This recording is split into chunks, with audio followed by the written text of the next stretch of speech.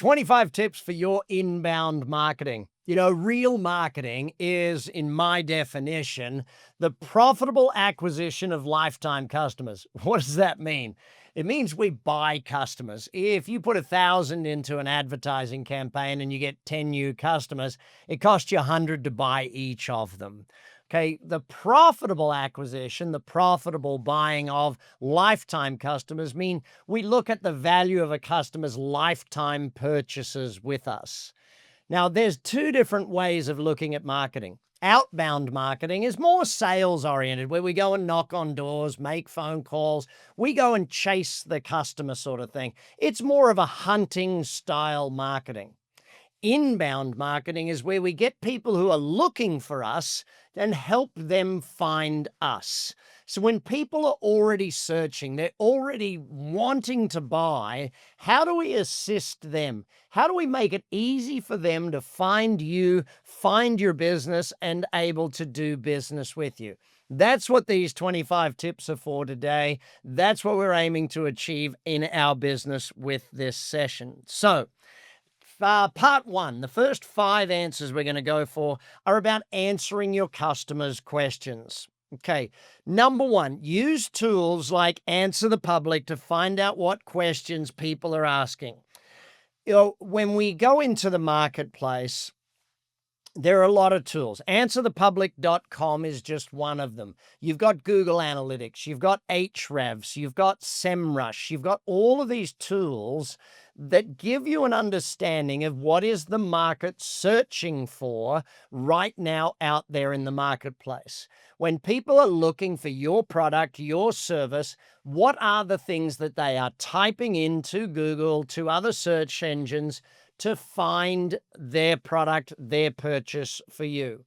Remember, the average customer today is living in a 2-screen world, okay? They've got a TV on and they're on their phone, okay? They're in front of their computer and they've got their iPad next to them, sort of thing. Now, what they're doing when they go to make a purchase is one of 3 things, okay? Firstly, they're going, if they know what they want to buy, they've just got to select which one. They're going to Amazon or something similar, okay? So they go there, they know what it is, boom, make a purchase. If they don't know what to buy, they're going to one of 2 places, okay? And one of them is going to be Google and the other is going to be YouTube. YouTube is more the how-to place, okay? How to do this. How do I do that? How do you do this? And of course, it's going to tell them, and then eventually they start to narrow it down, and then they'll go to Google and look at what they need to buy. Now, when they go to Google and they're typing in what they want to buy, they'll be searching different types of questions. And that's what things like Answer the Public will tell you. What is it that they're actually searching for in your area? What are the things that they're actually typing in? So that's first tool. Number 2, create content that directly addresses your audience questions. Now, many of the times these are going to be direct web pages, because the most asked questions should be on your website as static pages. They should be the things that are there. If these are the top 20 questions that are asked, they should be on your website, answered 100% of the time from everybody, no matter what. Does that make sense? So then other questions should be blog articles, things that come up, things that you find out from a salesperson that they get asked a lot, things that you find out from questions that are asked on your social media. The more you find out and the more questions you can answer, the better it is for your searchability from that perspective. Number 3, use language that's clear and easy to understand. We've got to write in the customer's way, meaning that less jargon is better. The old, am I writing to a 5th grader technique is definitely true in our world today. Not because people read at a 5th grade level, but because we've got to make it easy for them to scan fast and get through the information quickly. So point three, clear, easy to understand, easy to digest. Smaller chunks is often better, broken up so that they can scroll and scroll easy. Remember, 70% of your traffic is going to be on their mobile phone. So that's where we're going to want to be. So that's why the smaller chunks of text, not the massive chunks of text that we do. Point number four, be authentic and honest in your response. Build transparency and sincerity, and that way they will learn to know, like, and trust you. If you are not the best at something, tell them that that's not you. Tell them what you are the best at, though, and what you are the one that they should be buying from. But if they're looking for something like X, Y, or Z, they should go to somewhere else. Refer them to other people if that is the case. But be open, be transparent, and give it. Like, even simple things is knowing that putting prices, people are like, I don't want to put my prices on my website, it'll scare people off. Look, let me give you an example. If you are booking a restaurant, let's say I was, for the first time, back when I met my wife, I was going to take her out on a date. And I looked up a restaurant, and the restaurant had a menu listed, but there were no prices. Now, I didn't know if I could afford the restaurant or not. I didn't want to go there and be embarrassed by not being able to afford what if she orders this and I can't afford it? I'm not going to go there. People want to know the information, clear and transparent. Point number five, promote your content through social media and other channels. If you're writing blog articles, it needs to be promoted. If you're creating ebooks, how to buy this, if you're doing that, share it through your social media, get it out there in the world, make sure. And if it is really good, put some money behind it. You can do advertising behind it, because then if people are searching for it, you go to the top of the rankings and people will find it. More visibility based on it. It's crazy to me that, it takes work to rank number one, okay? It takes work to rank first page. It takes work to rank above the fold, top three, right?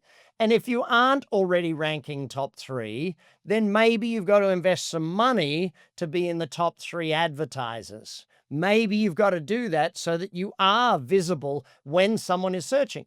Because if someone is searching directly for your product or service, you want to be there. You want them to find you. You want to be listed. Important aspect. All right. More for inbound marketing. These next five are about creating valuable content. So point number six, know your audience. If you know your audience's pain points, if you know their desired outcomes, their desired benefits, if you know what your audience is wanting, then you can create valuable content, be it articles, be it ebooks, no matter what it is. But knowing your audience, and that comes down to getting a good, solid avatar of your audience. And the way I think that we do that best today, using either AI or just Google search, do an image almost. Like, go into an image software and start typing in a description of your ideal customer.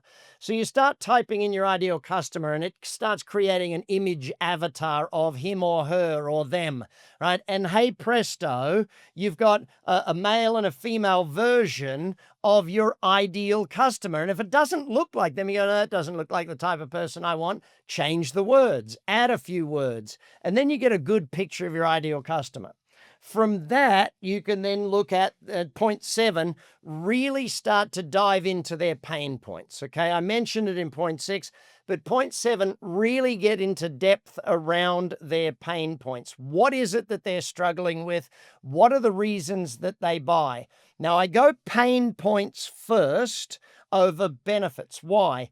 People will go to the doctor for a broken arm immediately. They won't go to the doctor if they're a little bit overweight immediately, right? So we go, pain points is what people go and search about fixing immediately, and that's where a lot of marketing needs to be. How do we solve a problem gets a faster response than how do we make a dream come true. Number 8, focus on quality over quantity. Now, here's well-researched, well-written content is far more important today than the high volumes of mediocre content that we saw 10 years ago.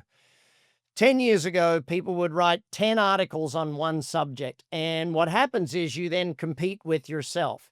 If you're aiming at one keyword, you need to win that keyword with only one article on your site. You don't want to win that keyword with multiple articles on your site, because then you're just competing with yourself. Okay, so your blog article, and one of the greatest tools for this is a thing called Neuron Writer. But high quality, and you've got it today with blog 1,500, 1,800 words. If you're not at that level, you're just not competitive out there in the marketplace today.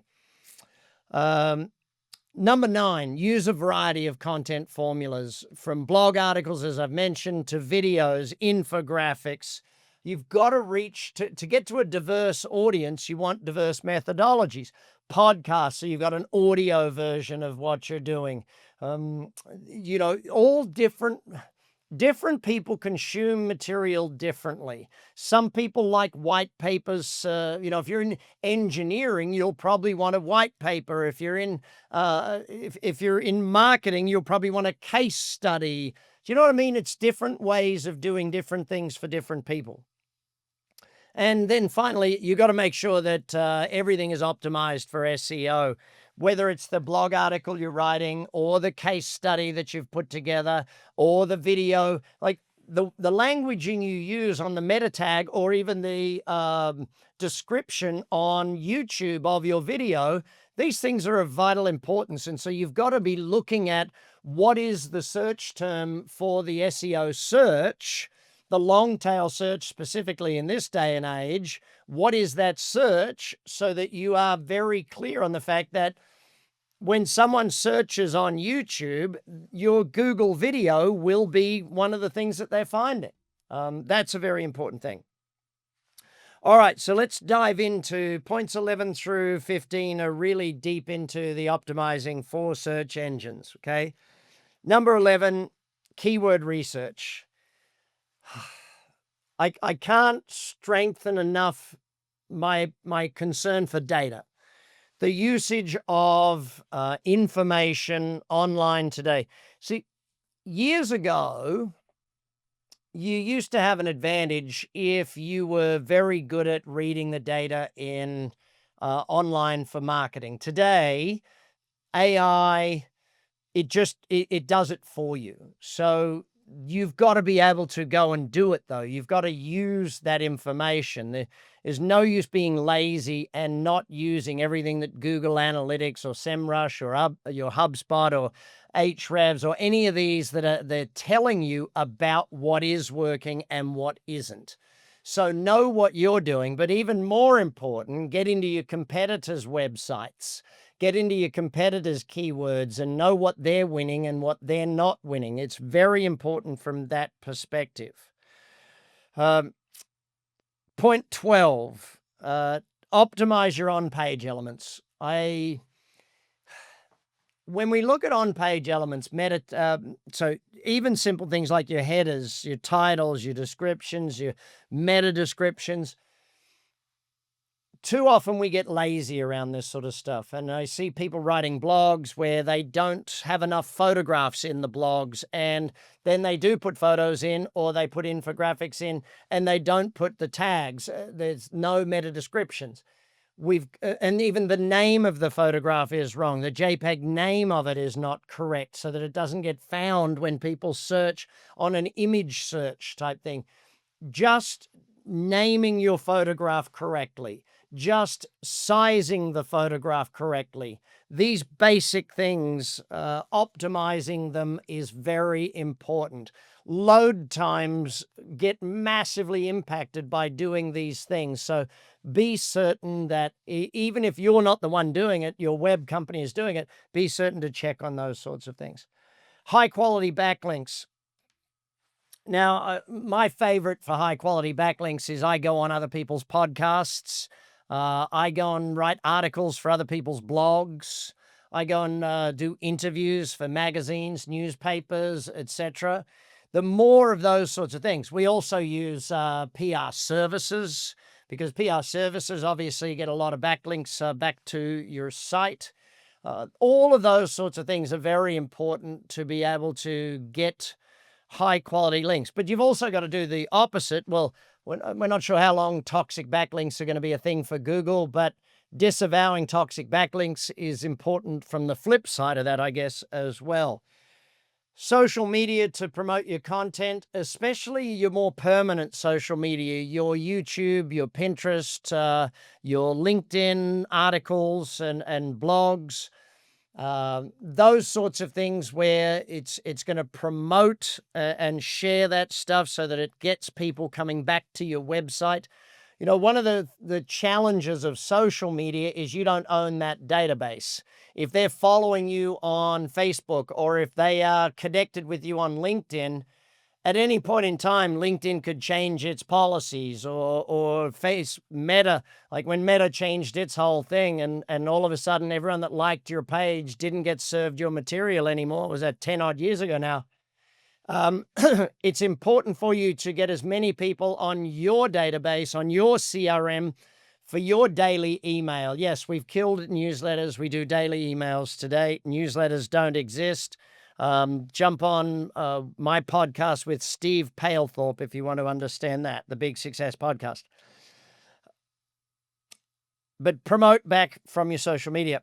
Number 15, analytics. Monitor every single thing that you are doing and do more of what works and less of what doesn't. I guess that's probably the simplest way to put it. If you write blog articles that go on that start working in a direction, keep going that direction for a period of time. If you start seeing something that's getting great, go down that pathway. You've got to make sure that you follow the analytics, follow the data. That the data will tell you what is going to generate more business for you. Now, by the way, don't just generate more traffic. You've got to watch where the traffic goes. And this is why I do love HubSpot. I love HubSpot in the fact that it can tell me exactly which are they transactional flow, or is it actually just, you know, is it just people visiting my site, or is it people actually coming to my site to buy? So let's dive more into social media for inbound. Okay, number 16, know your target audience. Don't just think about your target audience as to who you want it to be. Actually get into the analytics of your target audience on Meta, YouTube. YouTube's phenomenal with its ability to give you, it's Google really. They're phenomenal in their ability to tell you who is actually reading, watching, seeing, doing all the things. It's like, I love the fact that we are able to get in and start to see who actually does interact with everything that you're doing. And start to see who are the ones who are engaging, not just who are the followers, but who's actually engaging, and get to know your target. And if you are still in doubt, run surveys, do polls, do all of those sorts of things, and get to know your target audience very well on your social media. The more valuable content you create, obviously, the better it is, because if you create valuable content, they give you their name, their email, you get to put them onto your database, and you get to put them into your drip feed of your emails. I know some of you don't want to do an email a day. I personally think the 3-paragraph email a day that talks about a possible problem that they've got, expands on the problem. Second paragraph goes into a few possible solutions that they could do right now, things they can act on right now. Third paragraph goes into how you can help them with the solution. The PS tells them, hey, take action, book a call with me, or purchase this or do that, and we can get going on it. But I think if you create valuable content that people like, and I go back to a fairly simple set of numbers, and that is, you know, about 4 to 1, 3 to 1, valuable, valuable, valuable. Hey, what about this product? Valuable, valuable, valuable. Hey, what about this product? That's about the right mix that we see. Number 18, engage your audience. You've got to do things that's engaging, whether that's going live, whether that is asking them to respond, whether that is doing something that's fun, whether that is sharing personal stuff, whether that is asking them to share their stuff. Whatever it is, you've got to get interactivity with your audience, and you've got to be there. You must be live when you post so that you're actually posting and replying to people. It's got to be a part of it. Point for 19, if you want inbound, you've got to do social media advertising. Once you've found something that works organically, you've got to turn it into a marketing campaign. If it works organically, put money behind it, boost it, turn it into an advertising campaign, and get it making money for you, generating the results. Also, social media, measure your results. I will harp on this one again and again and again, because measuring your numbers, knowing your key metrics like your engagement rates, your conversion rates, all of these things are very important. I'm not so much about likes. I'm definitely about shares. I'm definitely about responses, DMs, comments. I'm definitely about number of emails added to the database. I'm definitely about purchases, all of those things that generate real responses and real communications. High-level conversations is what we're aiming to achieve. We want conversations so that we can get conversions is the thing. The only way to get conversions is to get conversations. All right, points 21 through 25 are all about analyze and optimize. So 21, define your metrics. So we want to know things that we measure. You want a board in your office, a whiteboard with the metrics up on the board. You want to know what your personal best was, and you want to know what your goal is every single week. So simple goals and clear performance metrics that you can have. How many followers did you add? How many emails did you add? How many for each of your things? You want it on the board, you want it clear, you want it known, and you have to have metrics and you have to have goals for these things. To just go, okay, see, too many people think about how many posts they've got to do, and it's all about the posting.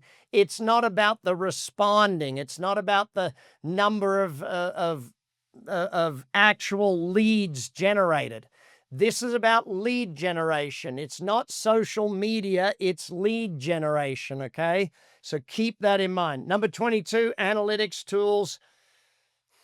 Google, HubSpot, I love them all. I think that they are fantastic and they help you every single day get better and better and better. But if you don't spend, how long? If you're not spending an hour to 2 hours a week analyzing the data of your website, of your socials, you're going to struggle, okay? You've got to be putting in the time and energy to that. A/B testing. Everything's making it easier for A/B testing today. Meta's making it easier with their ad platform. TikTok is making it easier. YouTube's making it easier with their thumbnails. Everyone's making it easier for you to do 2, 3, 4, 5, 10 different tests out there. These days, you've got ad platforms running 50 to 150 tests for you immediately, and they're telling you immediately, AI is going to make this. Probably by the time you watch this, AI will have made me outdated and have this whole thing running without me even thinking about it. I'll just tell it, hey, here's a product, go and create for me 100 ads and tell me which one works. And, I won't even have to think about it anymore. Marketing automation is number 24. Look, if you're not, I love ClickFunnels. I love all of these different automation systems. Once you build it, and you start just feeding them into the funnel, it comes out the back end. You know your ROAS, return on advertising spend. You know your cost per click. You know all of these things, and you can just turn up the numbers and keep looking at it. To me, it's pretty dang simple, but you've got to automate the whole thing. If you're not a genius at it, go hire an agency that is definitely a part of it. And point 25, marketing dies, okay? Continually refine your strategy. Trends evolve, marketing changes, algorithms shift, everything changes time and time and time again. So be really careful, keep adjusting, keep changing, watch it daily, and that's basically what's going to happen. Hey, We love that you keep learning and growing, and I love being here to help you and guide you along the way to getting better results for your business. If you're a client at Action Coach, thanks for watching and keeping growing. If you're not yet a client, please make sure you reach out to the coach who's had you watch this and book in for a session with them to get you started on your journey to growing yourself and growing your business.